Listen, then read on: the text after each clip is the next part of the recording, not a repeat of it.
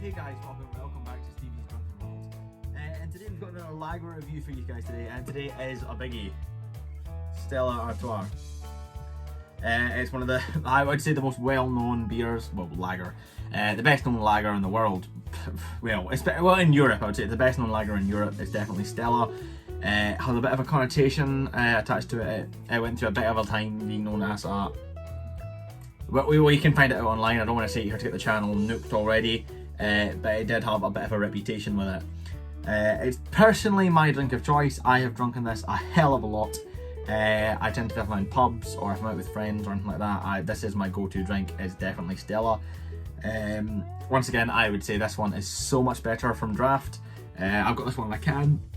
You can also get it in a bottle. I believe I saw recently someone had it in a box, like this was in Germany. One of my German friends had it like as if it was boxed wine, and it was Stella. It wasn't a keg, it was that.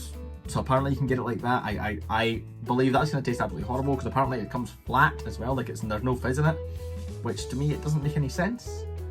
So I might have been trolled there. Presumably I was, because I couldn't find anything about it online, but I still thought I'd mention it. So yeah, this is the can here. It's pretty basic design, white, Stella on the sides, where's the logo on the front, and usual information. This one is popping in at 4.6% volume, which is actually less than when I started drinking it. And I'm 20 years old, so obviously I started drinking when I was 18. But it used to be 5.2, then they brought it down to 5, then I believe it was 4.9, but now it's 4.6. I don't know what the reason is that they're dropping the ABV content, whether it be tax reasons or whatever it is, but the alcohol volume has been dropping steadily over the years, leaving us now with the 4.6% volume here in the Stella can here, which I believe is the same percentage that you get if you get it from draft in a pub.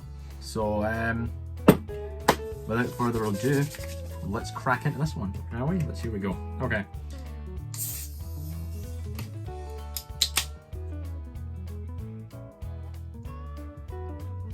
I always did love pouring a Stella. I never normally pour it as carefully as this, but I always did love pouring a Stella, especially even when I was working in a pub, pouring it from the tap. I absolutely loved pouring a Stella. My favourite drink to actually pour from a tap when working in the pub is Guinness. I absolutely love the way that you pour a Guinness. I've done a couple of training courses as well on how to pour Guinness, because believe it or not, when you're pouring that sort of thing, you can completely destroy it if you pour it the wrong way.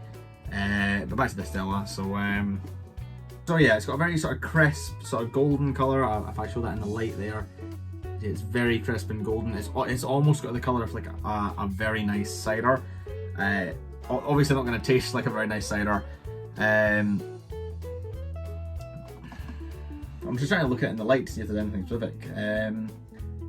But as you can see, what you're hoping for in a Stella is you're hoping for a very thin head, which as you can see, that's what we've got there, because you don't really want a thick head on Stella. It can take away the taste from it as well, and it's just the best drinking experience, personally, I would say, is if you've got a very, very thin head on it.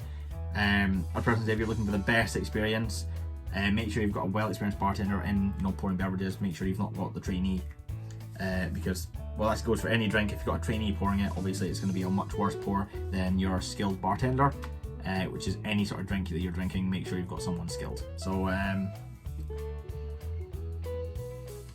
yeah, the smell coming from the Stella here, it's a very sort of bitter sort of smell.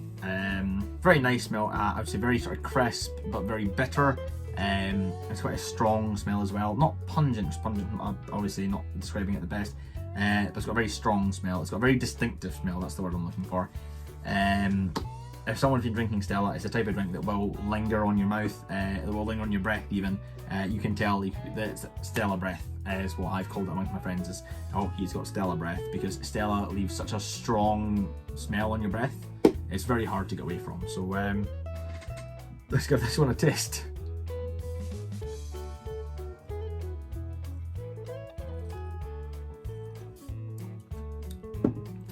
So yeah,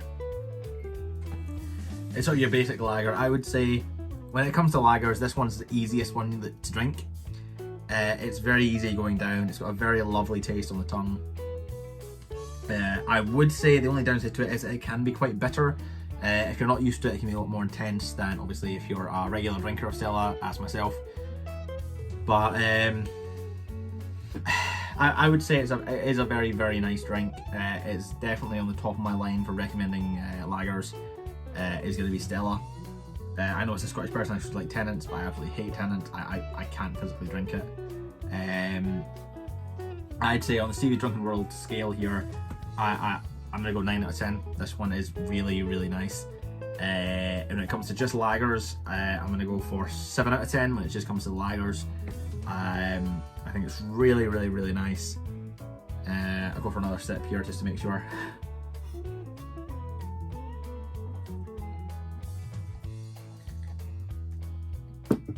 Yeah, it's an absolutely lovely drink, honestly. I would say if you're just starting out on lagers and you've not had a lager yet, Stella would probably be a safe one to go for. It's really easy to drink.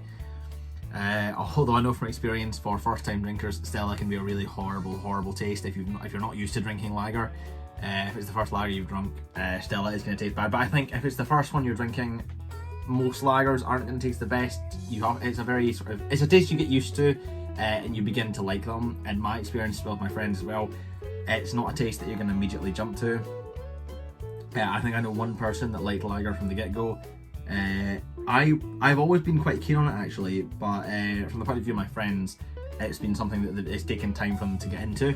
But for myself, I've always had a sort of taste for lager. But I think the reason behind that was because when I was younger, I always saw my dad and my grandfather drinking lager and beer, so I always thought, oh, that's the drink to go for. I didn't know any other sort of drinks. So when I first went out, I ordered lager. I sort of thought, oh, this is alcohol, so I just drank it because I didn't know what else to order. So I ordered that, and I got a taste for it. I really, really, really love it now. And I would say Stella Artois is definitely one of my favourite lagers of all time. Not one of my favourite drinks of all time, but definitely when it comes to lagers, it's one of my favourite lagers of all time, and I definitely would recommend it to you guys. So yeah, so thank you guys very much for watching this video.